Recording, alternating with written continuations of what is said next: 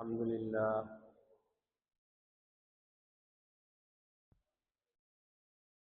والصلاة والسلام على سيدنا محمد وعلى آله وأصحابه أجمعين، أما بعد. فقال الله سبحانه وتعالى: أعوذ بالله من الشيطان الرجيم، بسم الله الرحمن الرحيم. يا أيها الذين آمنوا قوا أنفسكم وأهليكم نارا وقودها الناس والحجارة عليها ملائكة غلاظ شداد لا يعصون الله ما أمرهم ويفعلون ما يؤمرون. وقال الله سبحانه وتعالى: والذين آمنوا واتبعتهم ذريتهم بإيمان ألحقنا بهم ذريتهم وما ألتناهم من عملهم من شيء كل امرئ بما كسب رهين. وقال الله سبحانه وتعالى: إن الذين آمنوا وعملوا الصالحات سيجعل لهم الرحمن ودا. صدق الله العظيم. وقال رسول الله صلى الله عليه وسلم: الإيمان بضع وسبعون شعبة أعلاها قول لا إله إلا الله وأدناها إماطة العداء عن الطريق والحياء شعبة من الإيمان. فقال عليه الصلاة والسلام أيضا: ألا كلكم راع وكلكم مسؤول عن رعيته. وقال عليه الصلاة والسلام أيضا: الحياء لا يأتي إلا بخير، أو كما قال عليه الصلاة والسلام.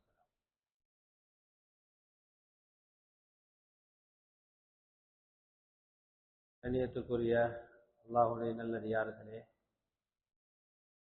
பெரியார்களே, சகோதரர்களே, தாய்மார்களே, சகோதரிகளே,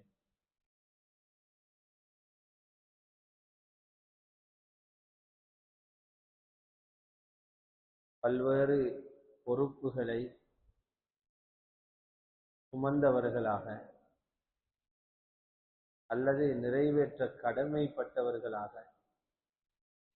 இந்த உலகத்துக்கு நாம் வந்திருக்கிறோம். அல்லாஹ் ரப்பல் இஸ்ஸத் யாரையும் இந்த உலகத்தில் உள்ளவைகளை அனுபவிச்சுட்டு போறதுக்காக படைத்தது கிடையாது.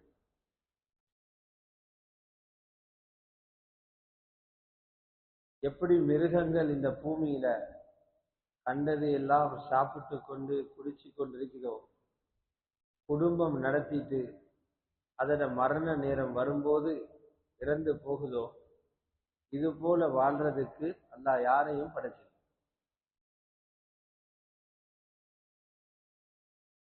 ஆனா உலகத்துல பெரியோரு கூட்டம் அப்படி நினைச்சு கொண்டிருக்கிறான்.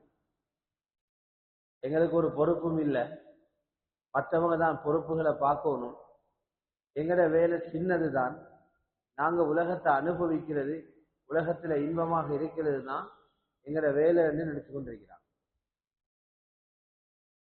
அல்லாஹ் ஜல்ல ஜலாலுஹு இவர்களை பார்த்து கேட்கிறான்: அஃப ஹஸிபுதும் அன்னமா ஹலக்னாகும் அபஸா, உங்களை வீணாக படைச்சிருக்கிறோம், நோக்கங்கள் இல்லாம படைச்சிருக்கிறோம்னு நீங்க நினைக்கிறீங்களான்னு கேட்கிறான். அந்த கேள்வியை உணர்த்துது, நாங்க நினைச்சதுக்காக அல்லாஹ் படைச்சிருக்க.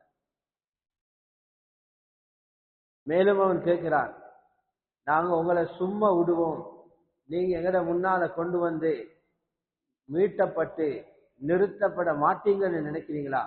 வஅன்னக்கும் இலைனா லா துர்ஜஊன், நீங்க எங்களிடம் மீட்டி விசாரணைக்காக கொண்டு வரப்பட மாட்டீங்கன்னு நினைக்கிறாங்களான்னு கேட்கிறான். ஆகவே அல்லாஹ் சுப்ஹானஹு வ தஆலா அவன் தந்திருக்கிற பொறுப்புகளை நிறைவேற்றத்தான் துனியாவில் படைச்சிருக்கிற அவ்வளவு பேரையும் துனியாவில படைச்சிருக்கிற மனிதர்களை அல்லாஹ் ஏற்படுத்தியிருக்கிறார். அந்த பொறுப்புகளை நிறைவேற்ற நேரம் எங்களோட தேவைகளை பூர்த்தியாக்குறதுக்கு எங்களை சுத்தி அல்லாஹ் வஸ்துக்களை படைச்சிருக்கிறார். வஸ்துக்களை படைச்சிருக்குது எங்களோட தேவைகளை பூர்த்தியாக்க. எங்களை படைச்சிருக்கிறான் அல்லாஹ் தந்திருக்கிற அமானிதங்களை பூர்த்தி செய்ய. அந்த வகையில ஒவ்வொருத்தருக்கும் மிகப்பெரிய அமானிதங்கள் இருக்கு.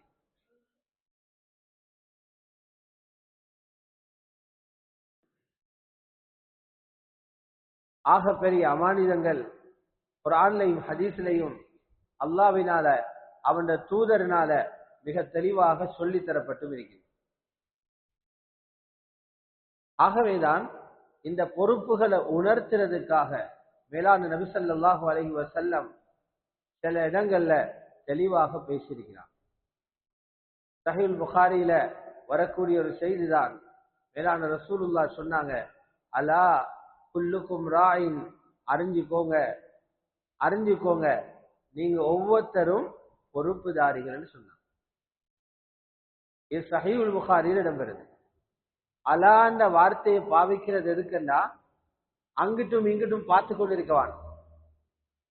கவனம் இல்லாம மஜ்லிஸ்ல உட்கார்ந்துட்டு வேற விஷயங்களை யோசனை பண்ணி கொண்டிருந்தீங்கன்னா சொல்லப்படுற விஷயங்களை உள்ளங்கள் ஏற்றுக்கொள்ளாது, கிரகிக்கிறது கஷ்டமாகும்.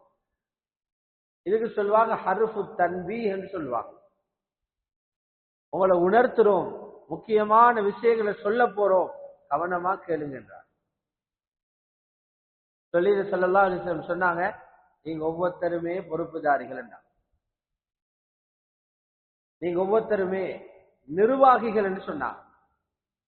நாங்க நினைக்கிறோம் நிர்வாகி என்றா பள்ளிவாசல்ல தான் ட்ரஸ்ட் இருக்கிறாங்க, அல்லது ஸ்கூல்ல நிர்வாகி வருவாங்க, நாட்டை நடத்துறதுக்கு நிர்வாகம் வராங்க, எங்களுக்கு அவ்வளவு தானே தெரியும். ஆனா மேலான ரசூலுல்லாஹி ஸல்லல்லாஹு அலைஹி வஸல்லம் எங்கள் எல்லாரையும் பார்த்து சொல்லிட்டாங்க, நீங்க எல்லாருமே நிர்வாகிகள். ராயி என்ற வார்த்தை உபயோகிச்சிட்டாங்க. இமாம் நவவி ரஹ்மத்துல்லாஹி அலைஹி விளக்கம் எழுதுறாங்க, ராயி பொறுப்பாளர்ண்டா யாரு தெரியுமா? ரெண்டு தன்மைகள் இருக்கணும். அல் ஹாஃபிதுல் அமீன், முதலாவது நம்பிக்கையோட நடக்கும், ரெண்டாவது எடுக்கிற பொறுப்பை பாதுகாக்கிற ஆளாய்க்கும். நம்பகத்தன்மையோட நடக்கிறதும் தனக்கு கொடுக்கப்படுகிற பொறுப்புகளை பாதுகாக்கிறதும் விடயங்களை பாதுகாக்கிறதும் யார்கிட்ட இருக்கிறதோ இவங்க தான் பொறுப்புதாரி.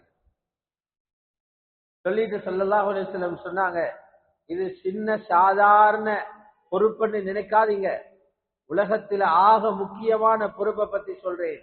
இந்த பொறுப்பை பத்தி கியாமத்தில உங்ககிட்ட கேள்விகளுக்கு கேட்கப்படுவாங்க. வகுல்லுக்கும் மஸ்ஊலுன் அர் ரஇயத்திஹி, அவரவருடைய பரிபாலனம், அவரவர்களுடைய பொறுப்பு நிறைவேற்றல், இத பத்தி கியாமத்தில கேட்கப்படுவீங்க. பிறகு சொன்னாங்க, மொத்தமா சொன்ன நேரம் ஒவ்வொருத்தரும் அடுத்தவங்கள தலையில வச்சிருவாங்க. கணவன்மார்கள் சொல்லுவாங்க, எங்களுக்கு பொறுப்பு இல்ல, அது மனைவிமார்ட பொறுப்பு பண்ணுவாங்க. மனைவிமாரு சொல்லுவாங்க, அது எங்களுக்குரிய வேலை அல்ல, அதை மாப்பிளமாறு கணவன்மாறு பார்க்கணும்னு சொல்லுவாங்க. அதனால ரெண்டு சாராரையும் தனியாக எடுத்து நபி ஸல்லல்லாஹு அலைஹி வஸல்லம் பேசினாங்க. சொன்னாங்க, ஆம்பளைகளோட பொறுப்பு என்ன தெரியுமா? உலகம் என்றாலே அதோட அடிப்படை கணவனும் மனைவி தான். யாருக்கெல்லாம் நிக்காக நடக்குதோ அந்த ஊரில புதிய குடும்பம் ஒன்றை ஸ்தாபிக்கிறாங்க. அந்த நாட்டுக்கு ஒரு புதிய குடும்பம் உருவாகுது, உலகத்துக்கு ஒரு புதிய குடும்பம் வருது. அவங்க ரெண்டு பேருமே பொறுப்புதாரி. திருமணம் முடிக்கிற நீங்க ரெண்டு பேரும் பொறுப்புதாரி. யாருக்கு பொறுப்புதாரி? நீங்க உருவாக்கி இருக்கிற குடும்பம், உங்களுக்கு வரப்போற பிள்ளைகள் இருக்கிறாங்களே, அந்த பிள்ளைகள நிர்வாகிகள் நீங்க ரெண்டு பேரும். பாதுகாவலர்கள், அமானிதம் போன்றவர்கள் நீங்க ரெண்டு பேரும். சொன்னாங்க, ஃபர்ரஜுலு ராயின் ஃபீ பைத்திஹி, ஆம்பளை இருக்கிறாரே அவருடைய வீட்டுக்கு பெரிய பொறுப்புதாரி அவர்தான். ஒரு ஆம்பளைக்கு இல்ல, கணவனுக்கு கீழ, வாப்பக்கு கீழ மனைவியும் பிள்ளைகளும் வராங்க. மனைவிய பார்க்கிறது, கவனிக்கிறது, பாதுகாக்கிறது, வழிகாட்டல் கொடுக்கிறது, இது கணவன் பொறுப்பு. பிள்ளைகள் என்ன தவறுகள் நடக்குது, எதை சீராக்கப்படணும், அந்த ஆலோசனைகளை மனைவி கொடுக்கிறது கணவன் பொறுப்பு. அதுக்காக எல்லா கணவனும் வீட்டுக்குள்ளே உட்கார இயலாதே. அவங்களுக்கு அல்லாஹ் தொழில வச்சிருக்கிறான், வெளியில வேலைகளை வச்சிருக்கிறான், தீனுடைய உழைப்புகளை வச்சிருக்கிறான், சமூக பங்களிப்புகளை வச்சிருக்கிறான். வெளியில இருந்தாலும் பொறுப்பில கண்ணோட இருக்கணும். அதனாலதான் சொல்லப்பட்டிருக்கிறது, ஸல்லல்லாஹு அலைஹி வஸல்லம் சொன்னாங்க, அல்லாஹ் உங்களை பார்த்து கொண்டிருக்கிறான். உங்களுக்கு சொல்லி இருக்கிறான் மனைவிய பிள்ளைய பார்க்க சொல்லி, உங்களை அல்லாஹ் பார்த்து கொண்டிருக்கிறான். அல்லாஹ் சரியா தான் பார்க்கிறான். வஹுவ மஸ்ஊலுன் அன் ரஅய்யதிஹி, அந்த ஆம்பளையிட பொறுப்பை பற்றி கியாமத்தில விசாரிக்கப்படுவார் என்று சொன்னார். அல்லாஹ்வுடைய நல்லடியார்களே, அதுக்கு பின்னால ஸல்லல்லாஹு அலைஹி வஸல்லம் சொன்னாங்க, மனைவிமாறு சும்மாவல்ல, பெண்கள் சும்மாவல்ல, அவங்க மெயின் பொறுப்புதாரிகள் ஒருத்தர். வல் மர்அத்து ராஇயா ஃபீ பைத்தி ஜௌஜிஹா, கணவன் வீட்டுக்கு உள்ள இருக்கிற மெயின் நிர்வாகி அது மனைவி தான், பெண் தான் என்று சொன்னாங்க. கிரவுண்ட்ல இருந்து, மைதானத்துல இருந்து பிள்ளைகளை நல்லவர்களாக வளர்த்தெடுக்கிற பொறுப்பு அவங்க. நேரடியாக பிள்ளைகளோட தொடர்பற்றவங்க அவங்க தான். சொன்னாங்க, வல் மர்அத்து ராஇயா, ஒரு பெண்ணும் நிர்வாகி, பொறுப்புதாரி. யாரு? கணவன் அமைச்சிருக்கிற வீட்டுல பொறுப்புதாரி. அவகிட்டையும் அல்லாஹ் கியாமத்துல கேட்பானா. வஹிய மஸ்ஊலத்துன் அன் ரஅய்யதிஹா. அப்ப நாங்க எல்லாரும் யோசனை பண்ணணும், என்னண்டா அல்லாஹ் அவன் பெரிய குதிரத்தை எங்களின் மீது காட்டிக் கொண்டிருக்கிறார். என்ன குதிரத்தை காட்டுறான் தெரியுமா? நாங்க எல்லாரும் சொல்றோம் ஆட்சி அதிகாரம் அல்லாஹ்வுடையன்னு சொல்றோம். ஹக்குதானே? குல் இல்லாஹும்ம மாலிகல் முல்க், மன்னாதி மன்னனே அவன் சொல்றான். முழு உலகம் அவன் தான். ஆனா வெளியில தெரியுது, அந்த நாட்டை அவர் ஆட்சி செய்தாரு, இந்த நாட்டை இவர் ஆட்சி செய்தாரு, அங்க கிங்மார் ஆட்சி செய்யறாங்க, இங்க பிரசிடென்ட் ஆட்சி செய்தாரு, இங்க பிரைம் மினிஸ்டர் ஆட்சி செய்தாரு. இதுகிட்ட கண்ணு தெரியும். அல்லாஹ் சொல்றான், இந்த நேரடியான ஆட்சிய, இந்த பலத்தை நீங்க பார்க்கணும்னா ஒவ்வொரு குடும்பங்களையும் பாருங்க, வீடுகளை பாருங்க, இந்த பலத்தை பார்க்க. ஏன் தெரியுமா? திருமணம் முடிக்கிறவங்களுக்கு எப்படி புள்ள கொடுக்கணும்னு நான் தான் நேரே முடிவு செய்ய, யாரும் தலையிடல. அது அவன் சொல்லான், லில்லாஹி முல்கு ஸமாவாதி வல் அர்த், வானம் பூமியினுடைய ஆட்சி அதிகாரம் அல்லாஹ்வுக்கு இருக்குது என்றான். அதனால நீங்க சொல்ற மாதிரி நான் படைக்க ரெடி இல்ல, நான் நினைச்ச மாதிரி படைப்பேன். யஹ்லுகு மா யஷா, அவன் நாடின மாதிரி படைப்பானா. அவன் எப்படி நினைக்கிறானோ அப்படித்தான் படைக்கிறான். நாட்டில் உள்ள முழு கேபினட்டும் லெட்டர் எழுதி கொடுக்கிறாங்க, இவருக்கு ஒரு ஆம்பளை புள்ள கொடுங்க. அல்லாஹ் கொடுக்க போறல. முழு நாட்டில் உள்ள 2.5 கோடி பேர் இறங்கிட்டாங்க, இவங்களுக்கு 20 வருஷமா புள்ள இல்ல, புள்ள குடு என்று அல்லாஹ் சொல்ல, அதுக்கு கொடுக்க போறோம் இல்ல. ஐக்கிய நாட்டு சபை ஏகமானதாக தீர்மானிச்சுட்டு இந்த குடும்பத்துக்கு பொம்பளை புள்ள இல்ல, குடு என்று அல்லாஹ் சொல்ல, கொடுக்க போறல. என்ன சக்தியை பார்க்கணும், அங்க வந்துதான் நான் நினைச்சதுதான் படைப்பேன். அவன் சொல்றான், நான் உலகத்தில் இருக்கிற குடும்பங்களை நிக்காஹு பண்ணி பண்ணி புதிய புதிய குடும்பம் வாடாங்களே, 4ஆ பிரிச்சு வச்சிருக்கிறேன். சில குடும்பங்களை வச்சிருக்கிறேன், எல்லாமே பொம்பளை புள்ள. ஆசைப்படுவாங்க, எங்கட கடையாவது கொடுத்துட்டு போறதுக்கு ஆம்பளை பிள்ளையும் இல்லையாது. பரம்பரையா கட்டி வந்த தொழில் எங்கட, அதை கொடுத்துட்டு போறதுக்கு ஒரு ஆம்பளை பிள்ளை இல்லை. பல பேர்கிட்ட போவாங்க, என்ன முடிவு, உங்களுக்கு எல்லாம் பொம்பளை பிள்ளை தான். நாடியவர்களுக்கு எல்லாம் பெண் பிள்ளைகளை அல்லாஹ் கொடுக்கிறான். இன்னும் சில குடும்பங்களை வச்சிருக்கிறான், எல்லாமே ஆம்பளை பிள்ளைகள்.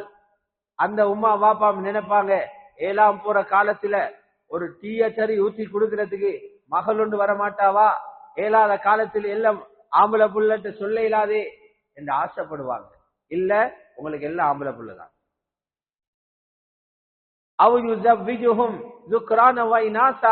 இன்னும் சில குடும்பங்களை ஆணையும் பெண்ணையும் கலந்து வச்சிருக்கிறாங்க. 4வது ஒரு கூட்டம் ரொம்ப ஆசையோடு இருக்கிறாங்க. பல வைத்தியர்களை பார்த்துட்டு வந்தாங்க, பல வைத்தியர்களை செஞ்சுட்டாங்க. இந்த முடிவு உங்களுக்கு புள்ள இல்ல. அல்லாஹ்ட கவர்மெண்ட பாக்கில் அங்கதான். இவன் பாவிக்கிற வார்த்தை என்ன தெரியுமா? அல்லாஹ் சொல்றான், புள்ளகளை நான் உங்களுக்கு கிஃப்ட் பண்றேன்னு சொல்றான், தார் என்று சொல்லல. பாவிக்கிற வார்த்தை என்னன்னா யஹபு, அன்பளிப்பு செய்யறானா. நல்ல ஆழமா யோசனை பண்ணி பார்த்தா விளங்குது, எங்களை கையில இருக்கிற புள்ளகளை விட பெருமதியான ஒன்றுமே எங்களுக்கு இல்லை. நாங்க மனசுல நினைச்சிருக்கிறோமே, எனக்கிட்ட இந்த சொத்து இருக்குது, அது இருக்குது இருக்குது, அது எல்லாத்தையும் வித்தாலும் உங்களோட கையில் இருக்கிற ஒரு புள்ளக்கு உருவாக சமமாகாது. உங்களோட காணியா இருக்கேலும், உங்களோட பூமியா இருக்கேலும், உங்களோட பில்டிங்கா இருக்கேலும், வாகனமா இருக்கேலும், நீங்க எடுத்து வச்சிருக்கிற தங்கம் வெள்ளியா இருக்கேலும், உங்களோட ஒரு புள்ளக்கு ஈடாகாது. அவ்வளவு பெரிய சொத்து. அல்லாஹ்ட குதிரத்தால உங்களுக்கு தந்து வச்சிருக்கிறார்.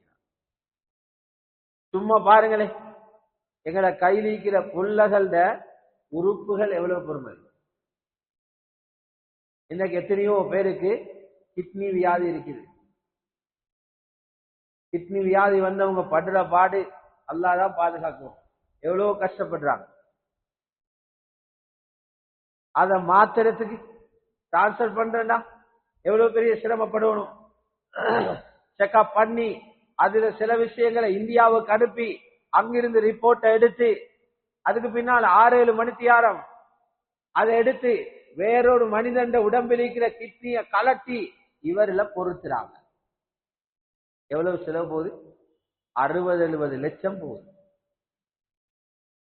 60-70 லட்சம் கிட்னியில பொறுமதி அல்ல, மாத்திரத்துல கூலி.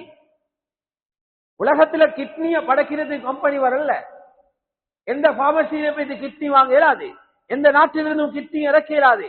அல்லாஹ் இன்னொரு மனிதன்ல படைச்சத்தை கலட்டி இங்க பூட்டுறதுக்கு 60-70 லட்சம். இந்த கிட்னிய எங்கட புள்ளேடு உடம்புக்குள்ள வச்சுதானே படைச்சா. உமக்கு விளங்கிச்சு அங்கேயாவது வயறுண்டு போனது, புள்ளேட வயிற்ற கிழிச்ச அந்த நோவாவது உமக்கு விளங்கிச்சா? கிட்னி எங்கிருந்து கோந்தான்னு விளங்கிச்சா? வீட்டில் எங்க சரி வச்சிருந்தாங்களா? 10 புள்ளேட உமா, 5 புள்ளேட உமா. இது போக ஈரல் இருக்குது, கண் இருக்குது, காது இருக்குது, நுரையீரல் இருக்குது, குடல்கள் இருக்குது, ஹார்ட் இருக்குது. சுப்ஹானல்லாஹ், எத்தனை கோடி பொறுமதியான சொத்து. இதெல்லாத்தையும் வச்சுதான் அந்த புள்ளை எங்களை கையில தந்துட்டு சொல்றான், கிஃப்ட் பண்ற வாப்பா. அவன் நினைச்சவங்களுக்கு பெண் பிள்ளைகளையும், நினைச்சவங்களுக்கு ஆண் பிள்ளைகளையும், நினைச்சவங்களுக்கு 2ஐயும் கலந்தும் அல்லாஹ் கொடுக்கிறான். உம்முடைய வாப்படையும் பொறுப்பு என்னண்டா, அதுதான் உலகத்துல கல்யாணம் முடிச்ச அந்த 2 பேரும் செய்ய வேண்டிய பெரிய பொறுப்பு இதுதான். பெரிய பெரிய மாளிகை கட்டி போடுறதோ அல்லது கோடிக்கணக்கு வருமானம் வாரத்துக்கு வழி தேடுறதோ அல்ல. எத்தனையோ பேரை பார்த்தா வெக்கமாக இருக்குது, பொறுப்பை தூக்கி வீசிட்டு செய்ய வேண்டியதை செய்யாம கொஞ்ச காலத்துல விட்டுட்டு போறதை தேடிக்கொண்டு திரிகிறான். உம்மக்கும் வாப்பக்கும் அல்லாஹ் சொல்லியிருக்கிறான், இந்த புள்ளகளை நரகத்திலிருந்து பாதுகாருங்க. நரகத்திலிருந்து பாதுகாக்க சொல்லுகிறான். சின்ன குடிக்கிறது மட்டுமல்ல கொடுக்க சொன்னான், அழகாக உடுத்தாட்ட மட்டுமல்ல சொன்னான். அல்லாஹ் சொன்னான், இந்த புள்ளகளை நரகத்திலிருந்து பாதுகாருங்க. அப்ப கல்யாணம் முடிச்சு கொடுத்தோன்னு எங்கட பொறுப்பு இல்லைன்னு யாருக்காவது கை கால் கேள்மா? அல்லாஹ் சொல்லல எங்கே? கல்யாணம் முடிச்சு கொடுத்த பிறகு புள்ளகள் மீது உங்களுக்கு பொறுப்பு இல்ல, நீங்க ஒன்றையும் பார்க்க தேவையில்லை சொல்லிக்கிறானா? குர்ஆன் சொல்லுது, கூ அன்ஃபுஸகும் வ அஹ்லீக்கும் நாரா, உங்களையும் உங்களோட மனைவி மக்களையும் நரக நெருப்பிலிருந்து பாருங்க. அதனாலதான் இந்த உம்மத்தினுடைய முஹம்மதியா அந்த மதரசா, ரசூலுல்லாவுடைய மதீனா முனவ்வராவின் மஸ்ஜிது நபவியை முஹம்மதியா மதரசா பாத்தீங்கன்னா அதன முதல் மாணவர் சையதுனா அபூபக்கர் ரலியல்லாஹு. சையதுனா அபூபக்கர் ரலியல்லாஹு அன்ஹு பாத்தீங்கன்னா புள்ளகளை எந்த அளவு பின்னால விரட்டி அவங்கள பாவங்கள் நடந்துனாம தவறுகள் நடந்துனாம பார்த்தாங்கண்டா முடிச்சு கொடுத்தது 2வது மகளை உலகத்தில் அவங்கள விட சிறந்தொத்தர் இல்ல ரசூலுல்லாவுக்கு முடிச்சு கொடுத்தாங்க. அதற்கு ஆயிஷா. இன்றைக்கு இருக்கிற வாப்பமார் உம்மமாரனை பிடிப்பாங்க. ரசூலுல்லாவுக்கு கொடுத்துட்டேன். முழு துனியாவோட ஹிதாயத்தையே கையில கொந்திக்கிறவரு என் மகளை எப்படி பாதுகாப்பாரு? சும்மா இருந்தாங்களா? இல்ல. ரசூலுல்லா மருமகன் ரசூலுல்லாஹி ஸல்லல்லாஹு அலைஹி வஸல்லம் மகளோட மடியில தூங்கி கொண்டிருக்கிற நேரமே பின்னால வந்து கையால் அடிக்கிறாங்க. ஹஜ்ரத் ஆயிஷா. புகாரில ஹதீஸ் இருக்கு. பயணம் போற நேரம் மாலைய காணமாக்கிட்டா. பனுல் முஸ்தலிக் யுத்தத்துல மாலையை தேடி சஹாபாக்கள் அனுப்பினா போனவங்க உதுவோட போகவும் இல்ல, போன இடத்துல தண்ணியும் இல்ல, போனவங்க தண்ணி கொண்டு போகவும் இல்ல. கலாவாக பார்த்து சொல்லுங்க. அந்த நேரம் தயம்முடைய சட்டம் இல்ல. மன வருத்தத்தோட வந்து சொன்னாங்க, உங்களோட மகளால எங்களோட தொழுகை மிஸ் ஆக பார்த்துச்சுன்னா. இந்த கோவத்துல தான் கணவன் மடியில தூங்கி கொண்டிருக்கிறான். பார்க்கல, அடுத்தவண்ட தொழுகையை மண்ணாக்கினா பாவம் எல்லாம் உனக்கு தானே வரப்போகுது. அடிக்கிறாங்க ஹஜ்ரத் அபூபக்கர். முழு உலகத்துக்குமே காட்டினாங்க, புள்ளகளோட பொறுப்பு கடைசி வரைக்கும் நிக்காது.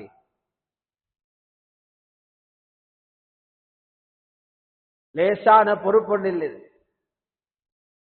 அல்லாஹ்வுடைய நல்லடியார்களே, தாய்மார்களே, சகோதரிகளே, இன்றைக்கு எல்லாரும் மாஷா அல்லாஹ் மஸ்ஜிதுக்கு வந்திருக்கிறீங்க. நான் எல்லாத்தையும் விரிவாக பேசல, சுருக்கமாக சில விஷயங்களை பேசுறேன். இங்க நாங்க விளங்கிக் கொள்ள வேண்டிய விஷயம் என்னண்டா, அல்லாஹு தாலா ஆம்பளை பிள்ளைகளையும் தந்திருப்பான், பொம்பளை பிள்ளைகளையும் தந்திருப்பான். 2 பேரையும் ஒரே மாதிரி தர்பியத் கொடுக்கலாம். சிலவங்க ஒரே அகப்பையால ஒரே கரண்டியால எல்லா கறியும் அளக்கிறது மாதிரி எல்லா பிள்ளைகளையும் ஒரே பார்வையில பார்க்க போறாங்க. அப்படி பார்த்து வளர்க்கலாம். ஆம்பளை பிள்ளைய தர்பியத் கொடுக்கிற முறை வேற, பெண்களுக்கு கொடுக்கிற தர்பியத்து வேற. ஈசா அலைஹிஸ்ஸலாத்தர உம்முமா இருந்தாங்க. அவங்க நேர்ச்சை வச்சிருந்தாங்க, ஏன கற்பத்தில் இருக்கிற புள்ள ஆம்பளை பிள்ளையாக இருந்தா மஸ்ஜிதுல் அக்ஸாவுடைய ஹித்மத்து கொடுப்பேன். சூரா ஆலி இம்ரான்ல இருக்கு. அப்ப யாரு பிறந்தது? ஈசா அலைஹிஸ்ஸலாத்தர உம்மா ஹஜ்ரத் மரியம் பிறந்தாங்க.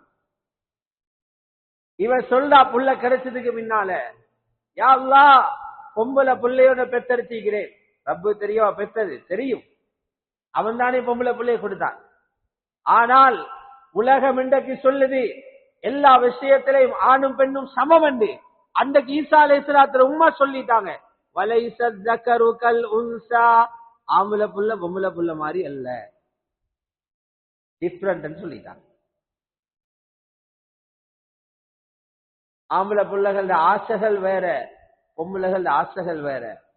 ஆண் பிள்ளைகள் ஒன்று அடைகிறதுக்கு அணுகிற முறை வேற, இவங்க அணுகிற முறை வேற. ஆண்களை திருத்துற முறை வேற, பெண்களை திருத்துற முறை வேற. பெண்கள் விருப்பங்களை வெளியிடுற முறை வேற, அமைப்பு வேற. ஆண்கள் முறை வெளியிடுற அமைப்பு வேற. வீட்டுக்குள்ளேயே பாருங்க, யாரோட வீட்டுல ஆம்பளை பொம்பளை 2 பிள்ளைகள் இருக்கிறாங்களோ அந்த பிள்ளைகளை பார்க்கலும் வீட்டுல இருக்கிற ஆம்பளை பிள்ளைகள் எல்லாரும் மிச்சமே உம்மாவோடு தான் நெருக்கமா இருப்பாங்க.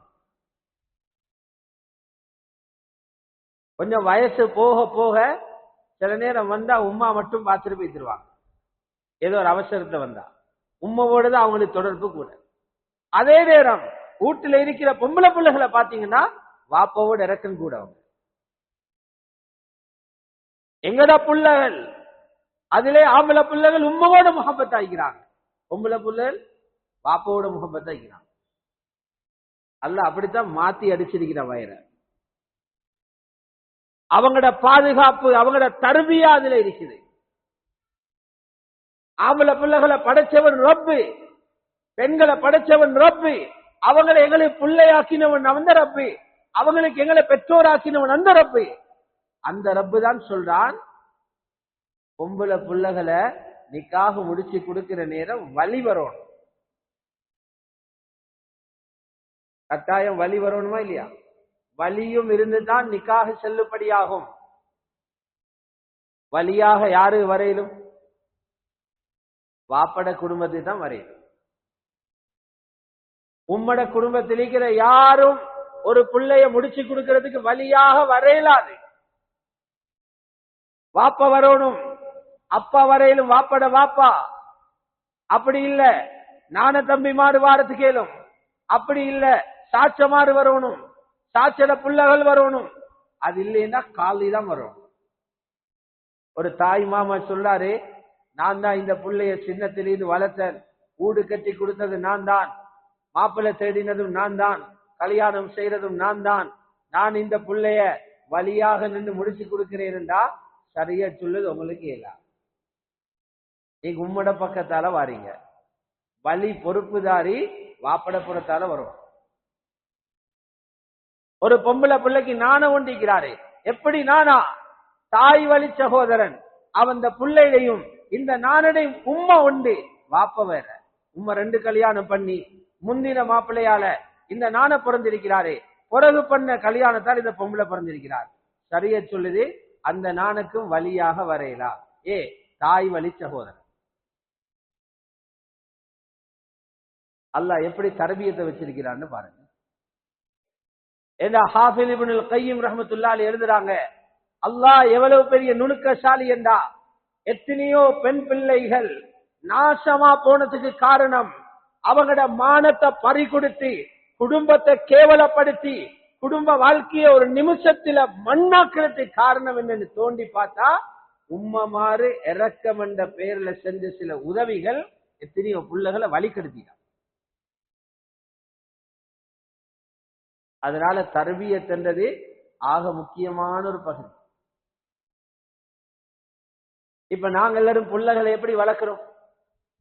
அநேகமா எல்லாருக்கும் புள்ளைகள் இருக்குது, வந்திக்கிற தாய்மார்களுக்கும் புள்ளைகள் இருப்பாங்க. நாங்க எப்படி புள்ள வளர்க்கிறோம்? தொலை வாரவங்க எல்லாரும் எப்படி வுது செய்யணும் என்று குர்ஆன் ஹதீஸ்ல பாக்குறாங்க. ஆலிமுன்னிட்ட இருந்து தேடி படிக்கிறாங்க. வுதுவோட ஃபர்ல் என்ன, சுன்னத் என்ன, ஷரத் என்ன, என்னத்தை செஞ்சா முறியும், தொழுகை எப்படி தக்பீர் கட்டணும், எப்படி சலாம் கொடுக்கணும், நோம்பு வந்தா நோம்பட சட்டம் என்ன, ஜகாத்து கொடுக்கிறவர் ஜகாத்தோட சட்டம் என்ன, ஹஜ்ஜி போறவர் மௌலவியே கொண்டு வைத்திருந்தார் ஹஜ்ஜி. யாராவது போயிட்டு பாத்தீங்களா? இந்த புள்ளைய நெருப்பு போல அமானிதம் என்ன தந்திருக்கிறான், சொர்க்கம் வரைக்கும் இந்த புள்ளையை கொண்டு வர சொல்லுகிறான். ரசூலுல்லாவும் புள்ளகளை வளர்த்த ஒரு வாப்பதானே. ரசூலுல்லாஹி ஸல்லல்லாஹு அலைஹி வஸல்லம் வெற்றிகரமாக புள்ளகளை எப்படி வளர்த்தாங்க, அதுல எனக்கு கொஞ்சம் சொல்லித்தாங்கன்னு யாராவது போயிட்டு கேட்டுக்கிறாங்க. அதுக்கு கிளாஸுகள் நடந்திருக்கிறான். வுதுவில ரசூலுல்லாஹ்வை தேடுறாரு, தொழுகையில தேடுறாரு, நோம்பில தேடுறாரு. கட்டாயம் தேடணும். அதே போல நீங்க தேடுங்க. ரசூலுல்லாஹ் புள்ள வளர்த்தபடி என்று தேடுங்க. புள்ள வளர்க்கிற அப்படி இல்லை. புள்ள வளர்க்கிற தாத்தா தங்கச்ச பார்த்து, தங்கச்சி தாத்தாவை பார்த்து, இந்த வீட்டுக்காரன் அந்த வீட்டுக்காரனை பார்த்து, அவன் ஊரில் உள்ள சல்லிக்காரனை பார்த்து, அவன் ஊரில் உள்ள அரசியல்வாதியை பார்த்து, ஒரு கல்யாண வீட்டில் இருக்கிற மாப்பிள்ளைய பார்த்து, அவனையும் இவனையும் பார்த்து புள்ளைய வளர்த்து புள்ளைய மண்ணாக்கிட்டு என்ன செய்யன்னு விழிச்சு கொண்டு இருக்கிறான். தவறு கிடையாது. நபி ஸல்லல்லாஹு அலைஹி வஸல்லம் எப்படி இந்த உம்மத்துடைய தலைவரோ, மதீனாவுடைய அரசரோ, மஸ்ஜிது நபவியுடைய இமாமோ, 4 பொம்பளை புள்ளைகளோட வாப்பா, 3 ஆம்பளை புள்ளைகளோட வாப்பா, 11 பொம்பளைகளோட கணவர், எல்லாத்திலும் இவங்களுக்கு முன்மாதிரி அவங்க தான். அதனால அல்லாஹ் சொல்லியிருக்கிறான், பயப்படாம கண்ணை மூடிக்கணும், அவங்களுக்கு பின்னால போங்க, எனக்கிட்ட வந்து சேருவீங்க. எல்லா விஷயத்திலையும் அழகிய முன்மாதிரி இருக்கிறது ரசூலுல்லாஹ் தான். நீங்க இன்னொருத்தனை பார்க்க தேவையில்லை. லகத் கான லகும் ஃபீ ரசூலில்லாஹி உஸ்வத்துன் ஹஸனா. அல்லாஹ்வுடைய ரசூலில அழகிய முன்மாதிரி இருக்குது. ஆகிரத்தை அடையணும் என்ற ஆசையுள்ளவர் தான் ரசூலுல்லாஹ் அழகிய முன்மாதிரியை தேடுவார். அல்லாஹ்வுடைய தூதர் ஸல்லல்லாஹு அலைஹி வஸல்லம் 4 பொம்பளை பிள்ளைகளோட வாப்பா. ஆம்பளை பிள்ளைகள் எல்லாரும் அநேகமா 4 வயசு முந்தி மௌத்தா போயிட்டாங்க. அவங்க பெருசு வரைக்கும் இருக்கல. பெண் பிள்ளைகள் தான் 32, 33 வயசு வரைக்கும் இருந்தாங்க. 4 பேருமே சொர்க்கவாதிகள். சுப்ஹானல்லாஹ். துனியால இருக்கிற நேரமே சொர்க்கவாதின்னு சொல்லிட்டாங்க. 3 பேரை கையால அடக்கி சொர்க்கத்துக்கு அனுப்பிட்டு 4வது ஆளுடைய காதில சொல்லிட்டு போனாங்க, நான் மௌத்தான பிறகு இந்த குடும்பத்துல ஃபர்ஸ்டுக்கு நீங்க தான் வருவீங்க. இத போல ஒரு வாப்பா இப்பார உலகத்துல பொம்பளை புள்ள வளர்த்தவர். நபி ஸல்லல்லாஹு அலைஹி வஸல்லம் புள்ள எப்படி வளர்த்தாங்க, யார பார்த்து வளர்த்தாங்க, யார் அப்படி புள்ளகளை வளர்க்கறதுக்கு வழிகாட்டின, அவங்களோட வீட்டில அவங்களோட மனைவிமார்கள்ட்ட இருந்த சிந்தனை என்ன, புள்ளகளை எந்த சிந்தனையோட வளர்த்தாங்க, எப்படி வரணும்னு ஆசைப்பட்டாங்க, அத ரசூலுல்லாஹ் எப்படி புள்ளகள்கிட்ட அடைஞ்சாங்க. தேடி பார்த்தா நாங்க இந்த லைன்ல போகல, அதனால எங்கட புள்ளகளை துனியாவுக்கு பறி கொடுத்துட்டோம். அல்லாஹ்வுடைய நல்லடியார்களே, நான் பேசுறது பெண் பிள்ளைகளை வளர்க்கறத பத்தி மட்டும், தர்பியத்துல் பனாத்த பத்தி பேசுறேன். முதலாவது இருக்குது, எங்களுக்கு ஒரு சிலபஸ் இருக்கணும். மூத்தரம் கழுகாத காபிர் போட்டு தந்த, அவன் அல்லாஹ் ரசூல தெரியாதவன் போட்டு தந்த சிலபஸ் அல்ல. அது ஏதோ தொழிலுக்கு படிச்சுட்டு போறோம் அதல்ல. உள்ள வளர்க்கறதுக்கு ஒரு சிலபஸ் வேணும். அந்த சிலபஸ் வரணும். அந்த சிலபஸ் வரணும் நபவியா, ரசூலுல்லாஹ்வுடைய தரீகால வரணும். நபி ஸல்லல்லாஹு அலைஹி வஸல்லம் அவங்கள பாத்தீங்கன்னா அவங்களோட இலக்கு இருந்தது பெண்களுக்கு வெட்கத்தை கொடுக்கும். அவங்க வச்சிருந்த அளவுகோல் பெண்கள் எல்லாரும் வெட்கம் நிறைஞ்சவங்களாக இருக்கணும். பெண்ணை மதிக்கணும், வெட்கத்தை வச்சுட்டாங்க. பெண்ணோட மதிப்பு அவகிட்ட இருக்கிற வெள்ள தோல் அல்ல. பெண்ணோட மதிப்பு அவ உடுத்திருக்கிற வெளிநாட்டு உடுப்பல்ல. பெண்ணோட மதிப்பு காதும் கையும் கழுத்தும் நிறையிறதுக்குள்ள தங்கம் போடுறதல்ல. பெண்ணுடைய மதிப்பு 4 லட்சம் சம்பளம் வாங்குறதல்ல. பெண்ணுடைய மதிப்பு மீடியாவில பேச்சு வெக்கம் இல்லாம பேசுறதல்ல. பெண்ணுடைய மதிப்பு ஆண்களோட மோதிக்கொண்டு போறதல்ல. ரசூலுல்லாஹ் காட்டினாங்க, ஒரு பெண் ஆக சிறந்தவளாக எப்ப தெரியுமா, வெட்கம் கூடினவாக இருந்தா. சின்ன வயசிலிருந்தே எப்படி வெட்கம் இந்த புள்ளகள்கிட்ட வரும்னு யோசி. அல்லாஹ்விட்ட மதிப்பாகிறவங்க தான். ஏன் தெரியுமா, வெட்கம் புக்ஸ்ல படிச்செடுக்கலாம். வெட்கம் லெக்சரை கேட்டு விடங்க இருக்கலாம். வெட்கம் வரணும். ஈமான வளர்த்து கொண்டீங்கடா, ஈமான் அதிகரிக்க அதிகரிக்க அதோட சைஸுக்கு வெட்கம் வரும். 100க்கு 100 ஈமான் வளர்ந்தா வெட்கம் 100க்கு 100 வரும். 50% வெட்கம் ஈமான் வந்தா 50% வெட்கம் வரும். நபி ஸல்லல்லாஹு அலைஹி வஸல்லம் சொன்னாங்க, புகாரி ஷரீஃப்ல இருக்குது, நீங்க ஈமானை ஒரு மரம் என்று நினைங்க, அந்த மரத்துல 78 லட்சம் கொப்புகள் இருக்குது. அல் ஈமான் பிதுஉ வ சபஊன ஷுபா, ஈமான் 78 லட்சம் கிளைகளுள் ஒரு மரத்தை போல. ஆக உயர்ந்த கிளை லா இலாஹ இல்லல்லாஹ், ஆக தாழ்ந்த கிளை பாதையில மக்களுக்கு இடையூறு கொடுக்கக்கூடிய கல்லு முள்ளுகளை அகற்றது சொல்லிட்டு சொன்னாங்க. வல் ஹயாஉ ஷுபத்து மினல் ஈமான், வெட்கம் ஈமான்ட முக்கியமான ஒரு கிளை என்று சொன்னாங்க. புகாரியில் இடம்பெறுது. இன்றைக்கு நாங்க போற போக்க பார்த்தா அல்லாஹ் நம்பி கொடுத்திருக்கிறான் பாதுகாப்பாங்க. இந்த உம்மா வாப்படைய போக்க பார்த்தா ரசூலுல்லாவுக்கு நேர் எதிரில் நிற்கிறாங்க. நபி ஸல்லல்லாஹு அலைஹி வஸல்லம் புள்ளகளை வெட்கத்தை கொடுத்தாங்க. அந்த புள்ளகளோட உடுப்பில வெட்கம் தெரிஞ்சிச்சு, அந்த புள்ளகளோட பேச்சில வெட்கம் தெரிஞ்சிச்சு, அந்த புள்ளகளோட சப்பாத்தில வெட்கம் தெரிஞ்சிச்சு, அந்த புள்ளகளோட நடையில வெட்கம் தெரிஞ்சிச்சு, அந்த புள்ளகளோட கஃன்ல கூட வெட்கம் தெரிஞ்சிச்சு. எங்கடவங்க பாக்குறாங்க எல்லாத்தையும் கலட்டி ரோட்ல கொண்டு வைக்கிறது. எங்கட உம்மா பாப்பாக்கு ஆசை எல்லாம் திறந்துட்டு வெளியில வந்துடும். நாங்க ஆசைப்படுற மாதிரி தானே புள்ள வரும். அவங்க நினைக்கிறாங்க வெட்கப்பட்டு கொண்டிருந்தா மடத்தனம் என்று நினைக்கிறாங்க. வெட்கப்பட்டு கொண்டிருக்கிறது பிற்போக்கு என்று நினைக்கிறாங்க. இது சுத்தமா ஹதீஸுக்கு மாத்தமான சிந்தனை. ரசூலுல்லாஹ் தெளிவாக சொன்னாங்க, அல் ஹயாஉ லா யஅதி இல்லா பிகைர், வெட்கம் நல்லதுதான் கொண்டு வரும். வெட்கத்தால கெடுதி ஒண்ணு வராது. ஒருத்தருக்கும் யாருமே பின்னுக்கு தள்ளப்பட்டு போறல. புகாரில இருக்குது, ஒரு சஹாபி அவரோட தம்பிக்கு புத்தி சொல்றாரு, நீ இந்த மாதிரி வெட்கப்பட்டு கொண்டு பின்னு காய் கொண்டிருக்காதே, முன்னுக்கு இறங்கு என்று சொல்றாரு. ரசூலுல்லாஹ் சொன்னாங்க, நல்ல ஒரு சிபத் அந்த பிள்ளைகிட்ட இருக்குது, அதை இல்லாமல் ஆக்க வேண்டாம். ஆம்பளை பிள்ளை. இப்ப போங்க, நபி ஸல்லல்லாஹு அலைஹி வஸல்லம் புள்ளகளை எப்படி வளர்த்தாங்க? புள்ளகள் மட்டுமில்ல சகோதரர்களே, மனைவியும் கணவனுக்கு பொறுப்பில்லையா? 11 மனைவிமார்களை மேலான ரசூலுல்லாஹ் வச்சிருந்தாங்க. ஒரே காலத்தில் 9 பேர் அவங்களுக்கு இருந்தாங்க. அவங்களுக்கு கொடுத்த ஈமான் சுப்ஹானல்லாஹ், அந்த பெண்களை உயர்த்திச்சு ஆண்களோட மட்டத்துக்கு. புகாரி ஷரீஃப்ல இருக்குது, ஸல்லல்லாஹு அலைஹி வஸல்லம் சொன்னாங்க, ஆம்பளைகள் என்றா ஈமான முழுமையை அடைஞ்சவங்க நிறைய பேர் உலகத்தில் இருந்தாங்க, பெண்கள் அப்படி இருக்கலைன்னா. கமுல மினர் ரிஜாலி கஸீரூன், ஆண்கள்ல காமிலானவங்க முழுமை அடைஞ்சவங்க நிறைய பேர் இருந்தாங்க. ஆனா பெண்கள்ல 4 பேர் தான் அந்த ஜமான்ல இருந்தாங்களாம். அந்த காலம் வரைக்கும் ஒன்று ஈசா அலைஹிஸ்ஸலாத்துற உம்மா ஹஜ்ரத் மரியம், இரண்டாவது பார்த்தா 3 பேரும் ரசூலுல்லாஹ்வுடைய தர்பியாவில் இருந்தவங்க. எனது மனைவி ஹதீஜா, என் மனைவி ஆயிஷா, என் மகள் ஹஜ்ரத் ஃபாத்திமா.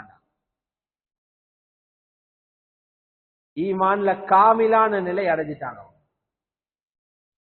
வெற்றி பெற்ற ஒரு தகப்பன் ஹஜ்ரத் ரசூலுல்லாஹ். அல்லாஹ்வுடைய நல்லடியார்களே, தாய்மார்களே, சகோதரிகளே, ரசூலுல்லாஹ்வுடைய புள்ளகள சரித்திரத்தை எடுத்து படிச்சு பார்த்தா, வாசிச்சு பார்த்தா, அந்த பிள்ளைகளோட தலைமைத்துவத்தின் கீழதானா எங்கட பெண்களும் நிக்க போறாங்க. இவங்க கியாமத்தில் எழும்பி அந்த பெண்களோட மூஞ்சை எப்படி பார்க்க போறாங்க எங்களுக்கு பயமாயிடுச்சு. ஹஜ்ரத் ஃபாத்திமா ரலியல்லாஹு அன்ஹா மௌத்தாகிற நேரம் 32 வயசு. தாரீഖுடைய சில கிதாபுகள் இருக்குது 29 வயசு. 29, 30 ஒரு வயசு உண்டாது. ஜம்பவான் போல போக வேண்டிய ஆள் இல்லையா? சீரத்துல எழுதுறாங்க, ரோட்ல போவாங்களாம் பர்தா போட்டு, 70 வயசு கிளவி ஒன்று போற மாதிரி போவாங்களாம்.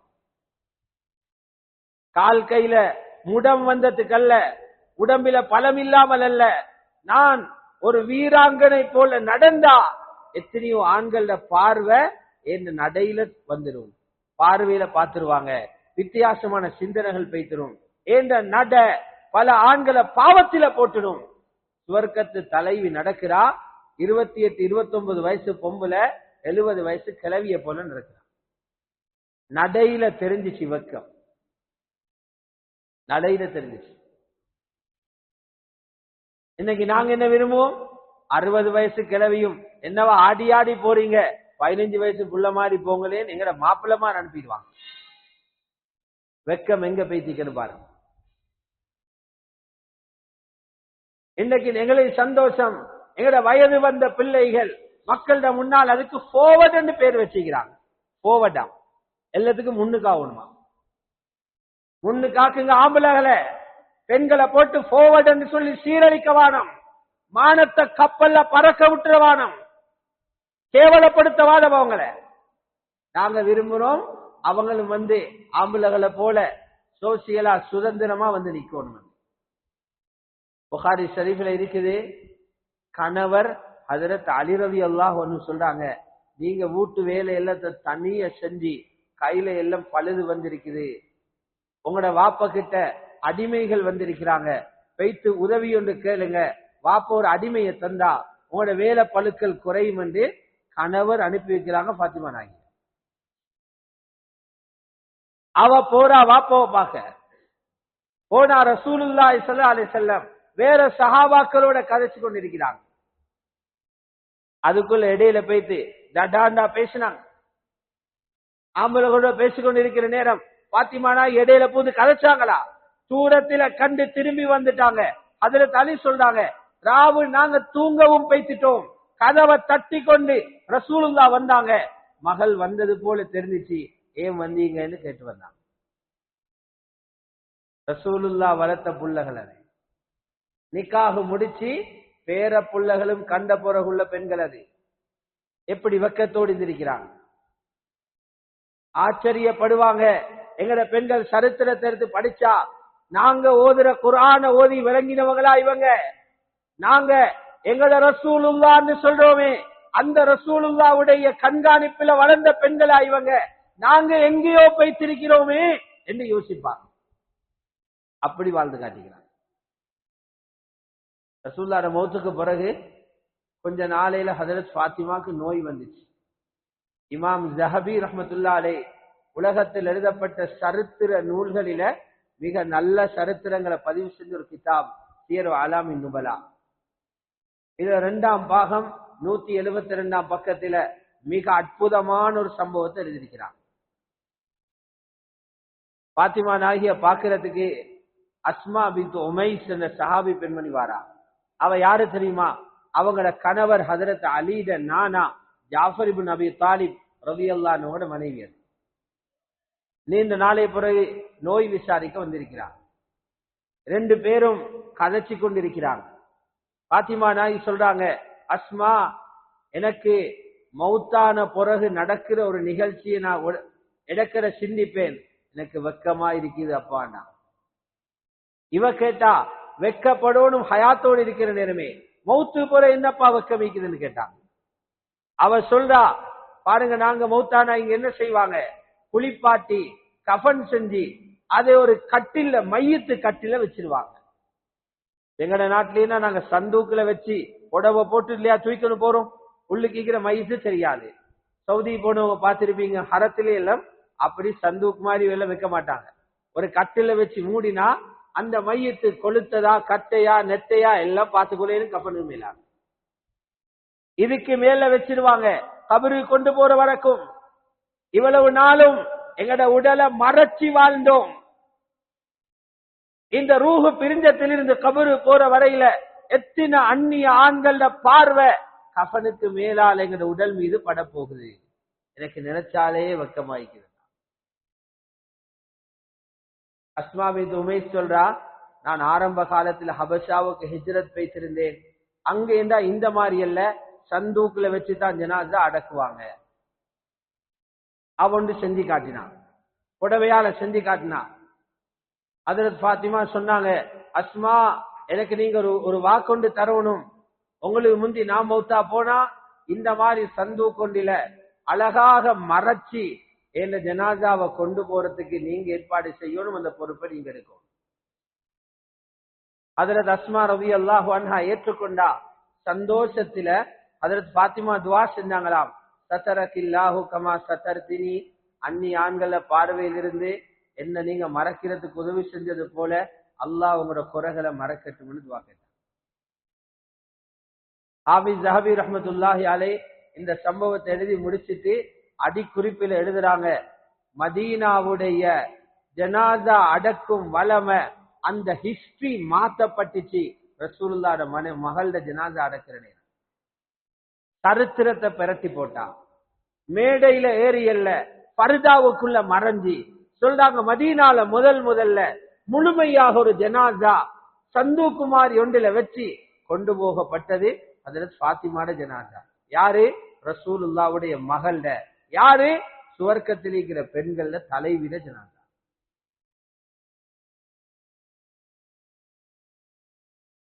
இந்த தர்பியா எங்கள்கிட்ட இருந்து எங்க போயிடுச்சு? அல்லாஹ்வுடைய நல்லடியார்களே, தாய்மார்களே, சகோதரிகளே, முஸன்னஃப் இப்னு அபி ஷைபா, முஸன்னஃப் அப்துர் ரஸாக் என்ற நூல்ல பதிவு செய்யப்படுகிறது. ரசூலுல்லாஹ்வுடைய மனைவி ஹஜ்ரத் ஆயிஷா சொல்றாங்க, ரசூலுல்லாஹி ஸல்லல்லாஹு அலைஹி வஸல்லம் அவங்களை விட்டு பிரிந்த நேரம் 18 வயசு. 18 வயசு சொல்றா, என் கணவரை அடக்கம் செஞ்சது எங்கட ரூம்ல. ரசூலுல்லாஹ் அடக்கிக்குது ஆயிஷா நாயகி வீட்டுக்குள்ள. அப்போ நான் தலையில முந்தானை இல்லாம போவேன் ரூமுக்குள்ள. கணவர் தானே கபரிலிக்கிறாரு. கொஞ்ச நாளையில எங்கட வாப்பாக்கு வந்து அடக்கினாங்க, அபூபக்கர் ரலியல்லாஹு அன்ஹு. அப்பவும் அப்பதான் போனேன், என் கணவரும் வாப்பாவும் என்று. எப்ப ஹஜ்ரத் உமர் அஜ்னபியான ஒருத்தரை கொண்டு அடக்கினாங்களோ அந்த ரூமுக்குள்ள நான் ஃபர்தா இல்லாம போறதில்லை. ரூமுக்குள்ள இருக்கிறது பூமி மேல நிக்கிற ஆம்பளைகள் அல்ல, கபருக்குள்ள இருக்கிறாங்க. கபருக்குள்ள இருக்கிற ஒரு அஜ்னபி தனக்கு மஹரம் இல்லாத ஒரு ஆணுக்கு முன்னால போக வைக்கப்படுறாங்கன்னா அவங்க அடைஞ்சி இந்த ஈமான் என்ன?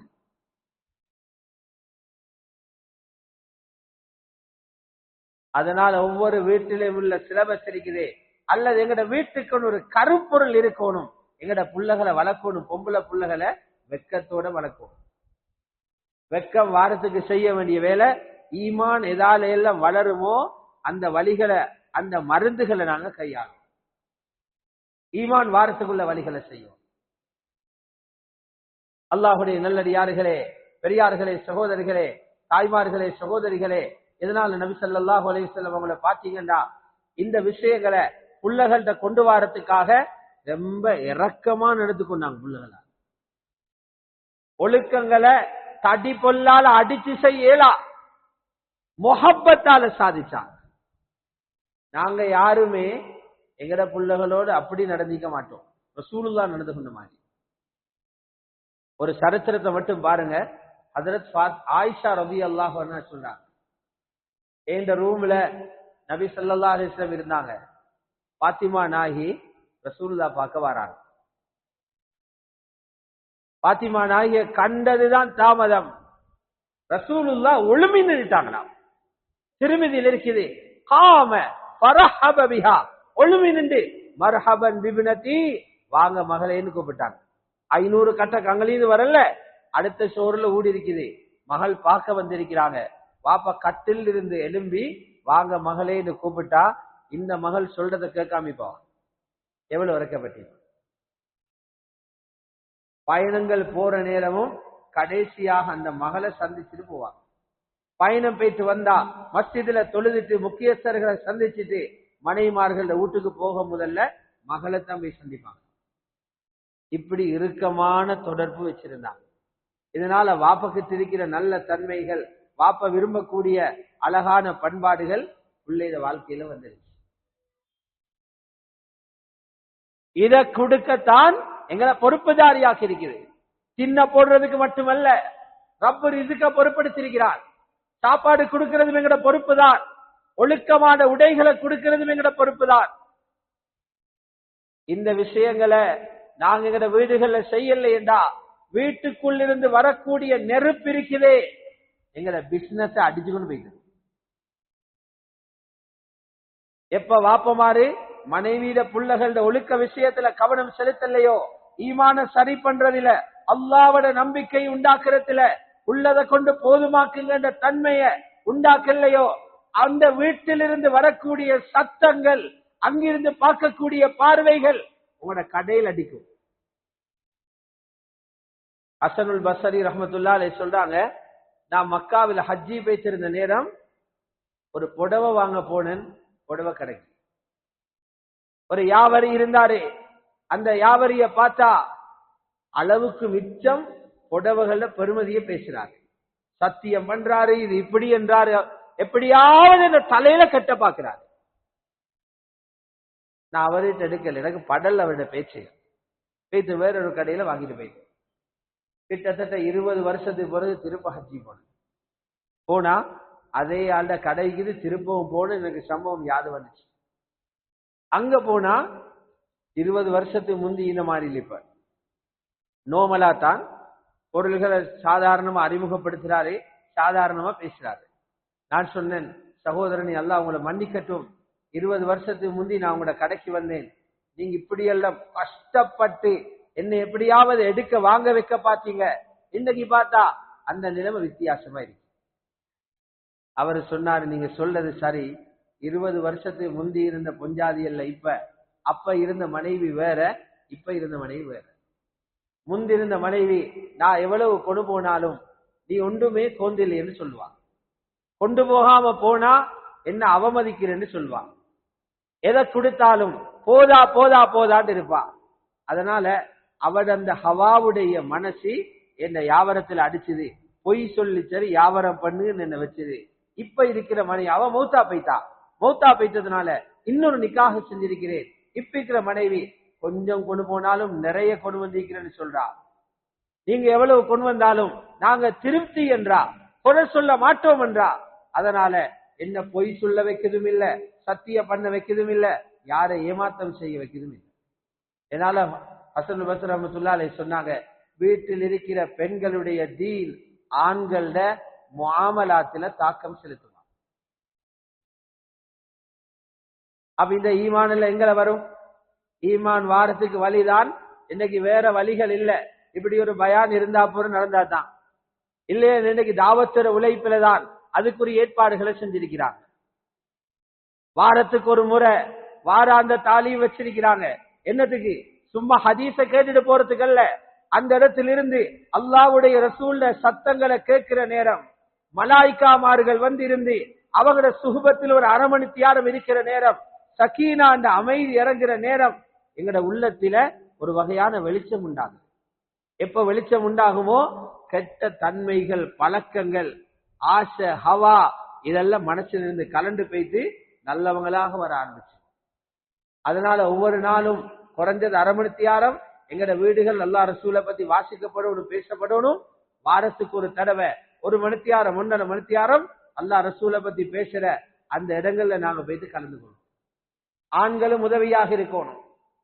அப்படி இல்லாம நாங்க போயிட்டு சரி பண்ண போனோம்டா எங்களுக்கு அந்த முறைகள் தெரியாது. இன்றைக்கு இந்த வழிகள்ல இந்த மைதானங்களை கொண்டு வைத்து தான் எங்கட பிள்ளைகளுக்கு தர்பியா கொடுக்க வேண்டிய ஒரு நிர்பந்தமான நிலைமை இருக்கு.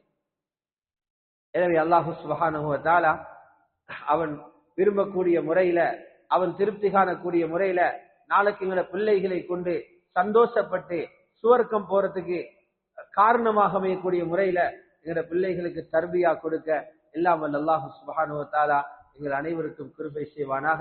யா அல்லாஹ் எங்களுடைய பாவங்களை மன்னித்தருள்வாயாக. பூரா உலகத்திலும் உள்ள மூமினான முஸ்லிமான ஆண்கள் பெண்கள் அத்தனை பேருடைய பாவங்களையும் மன்னித்தருள்வாயாக. யா அல்லாஹ் என்ன பொறுப்புகளை நீ சுமத்தி அனுப்பியிருக்கிறாயோ அவைகளை சரிவர நிறைவேற்றுவதற்கும் எங்களுக்கு தௌஃபீக் செய்வாயாக. ஈமானுடைய மஜாலிசுகள்ல எங்களை உட்காரக்கூடிய சந்தர்ப்பங்களை தந்தருள்வாயாக. எங்களோட வீடுகளையும் பிள்ளைகளை நரகத்திலிருந்து பாதுகாக்கிறதுக்கான சபைகளை நாளாந்தம் உருவாக்கி அந்த அல்லாஹ் ரசூலை பத்தி பேசக்கூடிய சபைகள்ல கலந்து கொள்ளக்கூடிய பாக்கியத்தையும் எங்கள் அனைவர்களுக்கும் தந்தருள்வாயாக. ஈமானோடு வாழ்ந்து ஈமானோடு மரணிக்கிற பாக்கியத்தையும் தந்தருள்வாயாக. வாஹிரு தஅவானா அல்ஹம்துலில்லாஹ்.